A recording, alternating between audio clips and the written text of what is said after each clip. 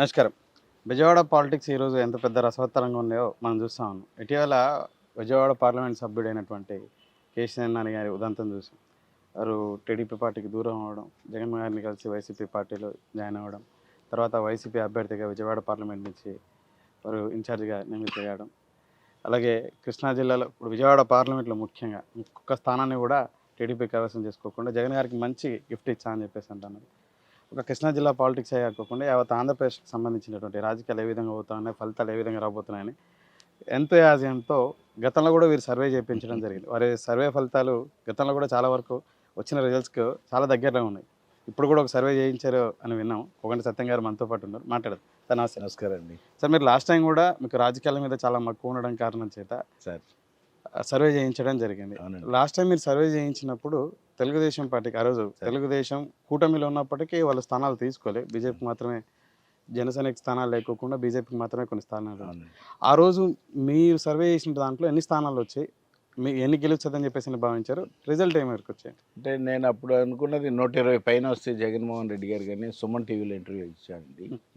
అట్లనే 151 సీట్లు వచ్చినాయి. నేను కూడా ఊహించలేదు. మా సర్వే కూడా కొంచెం డిఫరెన్స్ తేడా ఉందేమని చెప్పేసి నాకు అనిపిస్తుంది. సో మీరు అనుకున్న దానికంటే ఇంకా ఎక్కువనే వచ్చినాయి. ఎక్కువ వచ్చినాయి. జగన్మోహన్ రెడ్డి గారు కూడా ఊహించలే అప్పుడు. ఆయన కూడా ఊహించలేదండి. అంటే వైఎస్ రాజశేఖర రెడ్డి గారు చనిపోయిన తర్వాత ఫస్ట్ టైము వైఎస్ఆర్ పార్టీ అంటే కాంగ్రెస్ పార్టీ కింద లెక్కే వైఎస్ఆర్ పార్టీ అంటే ఆ పార్టీకి ఓట్లు వేశారు కాబట్టి జనం అందరూ కూడా వైఎస్ గారికి చూసుకొని వేశారు. మనం జగన్మోహన్ రెడ్డి గారి మీద సర్వే చేసాం, కానీ వైఎస్ గారి ఓటింగ్ కూడా కలవడం వల్ల 151 సీట్లు వచ్చినాయి. 150 సీట్లు వచ్చాయి. మీరు ఏ పారామీటర్ ఇంతకుముందు చేశారు సార్? 19 అంటే మీరు ఏ పారామీటర్స్ కింద తీసుకున్నారు సర్వే అనేది? అంటే ఒక నియోజకవర్గంలో కనీసం 10,000 నుంచి 12,000 వరకు సర్వే చేస్తామండి.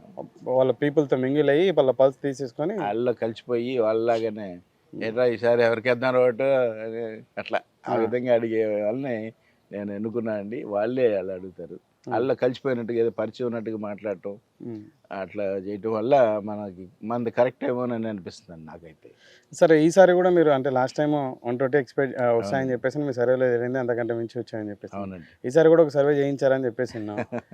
ఈ సర్వే ఫలితాలు ఎట్లా వస్తున్నాయి మీరు? అంటే ఈ 10 ఏళ్లలో చూసుకుంటే సర్వేలు చెప్తే కక్ష సాధన చర్యలుగా పాల్గొంటున్నటువంటి రాజకీయ నాయకుల మధ్యలో చెప్పడం మంచిది కాదు అని అనిపిస్తుంది. కానీ నేను కమ్యూనిస్ట్ని కాబట్టి నాకు భయం ఉండదు కాబట్టి నేను చెప్తున్నా అండి. మన్నించాలా చిన్న ఇంటరప్షన్. మీ మిత్రుడే ఉంటాడు లగడపాటి రాజగోపాల్, సర్వేలలో సంచలనం సృష్టించినటువంటి వ్యక్తి. ఈ సర్వే లాస్ట్ టైం ఆయన చెప్పినటువంటి తప్పు కావడంతో అసలు అడ్రస్ గల్లంత అయిపోయింది. మీరు అన్నట్టు కక్ష సాధింప మరొకటి తెలియదు కానీ కక్ష సాధింపారండి. ఎందుకంటే చంద్రబాబు నాయుడు గారు గెలుస్తారని చెప్పారు రాజా గారు. రాజా గారు చెప్పడంతో అది యాంటీ అవడంతో దూరం అయ్యారు జనానికి. అదండి ఎప్పుడైనా వస్తే ఎక్కడెక్కడ బ్యానర్స్ కడుతూ ఉంటారు. అయినా కానీ నాకేం భయం లేదండి చెప్పడానికి. ఎందుకంటే ఎవరు వచ్చినా నేనేం దొంగతనాలు చేయను, దోపిడీలు చేయను, నాకేం పర్వాలేదు. నా ఉద్దేశం టీడీపీకి పవన్ కళ్యాణ్ గారు కూడా కలిసి బీజేపీ కూడా కలిస్తే 96 నుంచి 112 సీట్లు వస్తాయి అనేది నా సర్వేలో వచ్చింది. పవన్ కళ్యాణ్ గారు ఆల్రెడీ కలిసే ఉన్నారు. వారి అరెస్ట్ ఉదాంతం రోజు కుండ బద్దలు కొట్టే చెప్పాడు, నా ప్రయోజనం కోసం కాదు రాష్ట్ర ప్రయోజనాల కోసం అయితే తెలుగుదేశం పొత్తు ఉంటుంది, ఈ రోజే నిర్ణయించి చెప్తా ఉన్నా అని చెప్పేసి అని వారిని జైల్లో చూసి వచ్చిన రోజే చెప్పారు. అవునండి. ఇంకా బీజేపీతోనే కొంచెం సందిగ్ధంలో ఉన్నారు. ఈరోజు చర్చలు కూడా ఉన్నాయి. అవునండి. కలుస్తారని అనుకుంటున్నారు కదా ఇవాళ. అవునండి. ఒకవేళ జనసేన తెలుగుదేశం మాత్రమే పోతే ఎన్ని స్థానాలు వస్తాయి? ఎన్ని స్థానాలు వస్తాయండి? 3 కలుస్తాయండి. ఎందుకంటే నేను జనసేనకి అసలు ఒక సంవత్సరం లేదు 2 ఇయర్స్ అన్నా కనీసం సీఎం ఇస్తాను అని చెప్పేసి చంద్రబాబు నాయుడు గారు ప్రకటిస్తే మీకు 150 సీట్లు ఈజీగా వస్తాయండి. 150 వస్తాయి. 150 వస్తాయి. జగన్మోహన్ రెడ్డి గారిని బీట్ చేస్తారు. ఎందుకంటే 150 సీట్లు వస్తాయి. ఏది 1 ఇయర్ 2 ఇయర్స్. ఇప్పుడు పవన్ కళ్యాణ్ గారికి అనుభవం లేదు, ఆయనకి ఎందుకు సీఎం అని చెప్పేసి అంటున్నారు కొంతమంది, ఒక సామాజిక వర్గం వాళ్ళు. ఆయన లేదనుకోండి, ముద్రగడ్డ పద్మనాభం గారికి ఇవ్వండి. 1984, 85 నుంచి ఆయన పార్టీలో టీడీపీ పార్టీలో మరి మినిస్టర్ చేశారు. ఆనెస్ట్ అటువంటి నాయకుడే. నన్ను అడిగితే ఇవాళ ఈ 294 మంది ఎమ్మెల్యేల్లో కూడా తెలంగాణ ఆంధ్ర చూసుకున్నా కానీ అటువంటి నాయకుడు ఎవరు ఉండరని నేను అనుకుంటున్నా. అటువంటి ఆయనకి ఇవ్వండి, ఒక సంవత్సరం పాటు 2 సంవత్సరాలు ఇవ్వండి, మీకు గ్యారెంటీ అవుద్ది. గ్యారెంటీ కాకుండా కాపులు కూడా న్యాయం జరుగుతుంది. పద్దాక కమ్మలు రెడ్లైనా పరిపాలించేది, ఉమ్, ఏ ఎస్సీస్ రాకూడదా, బీసీస్ రాకూడదా, ఉమ్, కాపులు రాకూడదా? ఉమ్, అట్లా ఇప్పుడు ముద్రగడ్డ పద్మనాభ గారు కానీ హరిరామ జోగయ్య గారు అంటే పెద్ద ఆయన అయిపోయారు. ఆయన కూడా మంచి అనుభవం గల ఆయన పొలిటికల్లో. ఉమ్, ఆయనకన్నా కూడా ముద్రగడ్డ పద్మనాభ గారికి ఇచ్చి పవన్ కళ్యాణ్ గారు పక్కన కూర్చొని ఆయన కూడా ఇప్పుడు చెప్పేదేదో అందరూ కలిసి మాట్లాడుకుంటాం, పార్టీ పొలిటికల్గా మాట్లాడుకుంటే ఆ విధంగా చేస్తే ఇంకా బాగుంటుందని చెప్పి నా ఉద్దేశం. అట్లనే బీజేపీ వల్ల కొంత ఓటింగ్ తగ్గుతుందండి. ఉమ్, బీజేపీ వాళ్ళు కొంత ఓటింగ్ తగ్గినా కానీ నేను చెప్పిన లెక్క 96 నుంచి 112 వరకు వస్తేనే నా ఉద్దేశం అండి. అదే ఒక సంవత్సరం కానీ 2 సంవత్సరాలు కానీ జనసేనకు కూడా ఇస్తే, ఉమ్, ఎందుకంటే ఇవాళ జనసేన లేకపోతే చంద్రబాబు నాయుడు గారు లేరు, ఉమ్.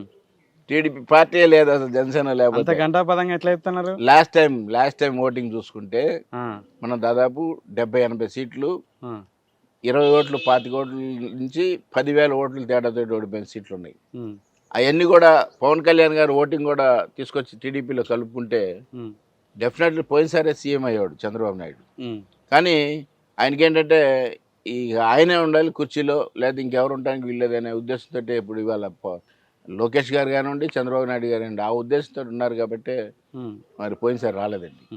సార్ కాదు, ఇప్పుడు మీరు 3 కలుస్తాయని చెప్పేసి అంటా ఉన్నారు, సార్. కలిసి అధికారంలోకి వస్తాయని చెప్పేసి అవునండి. అంటున్నారు. ఒకవేళ బీజేపీ ఇన్ కేసు పొత్తు ఓకే చెప్పకపోతే ఉమ్. జనసేన తెలుగుదేశమే వెళ్తే ఎన్ని స్థానాలు రావచ్చు అంటారు? 112 96 to 112 డెఫినెట్లీ వస్తాయండి. ఆహా. అదండి, బీజేపీ కలవకపోయినా కలవకపోయినా కలిస్తే ఇంకా స్థానాలు కలిస్తే పెరుగుతాయి. కొంచెం పెరుగుతాయండి. తగ్గవంటారు.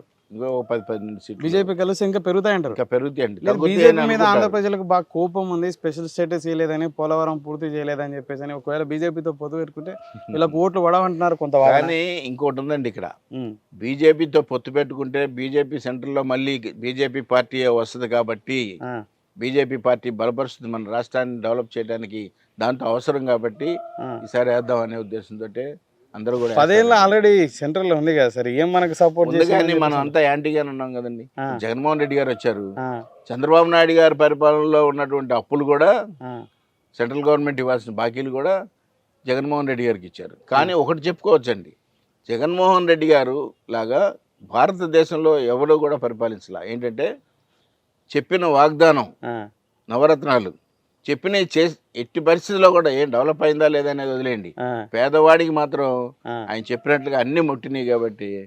కానీ ముట్టినా ఈసారి మాత్రం యాంటీ వస్తుందని చెప్పేసి నా సర్వేలో వచ్చింది. ఎందుకని అట్లా అంటే డెవలప్ లేదు అనేది ఒకటి. నెక్స్ట్ బీజేపీతో కలిసి అక్కడి నుంచి కోట్ల రూపాయలు, లక్షల కోట్లు తీసుకొస్తున్నారు, జనానికే పంచుతున్నారు తప్ప ఇండస్ట్రీస్ రావట్లేదు అనే దాని మీద ఒకటి. అట్లానే టీడీపీ యాంటీ ప్రచారం ఒకటి వైఎస్ఆర్ జగన్ మీద, వైఎస్ఆర్ పార్టీ మీద, దానివల్ల కూడా ఉందండి.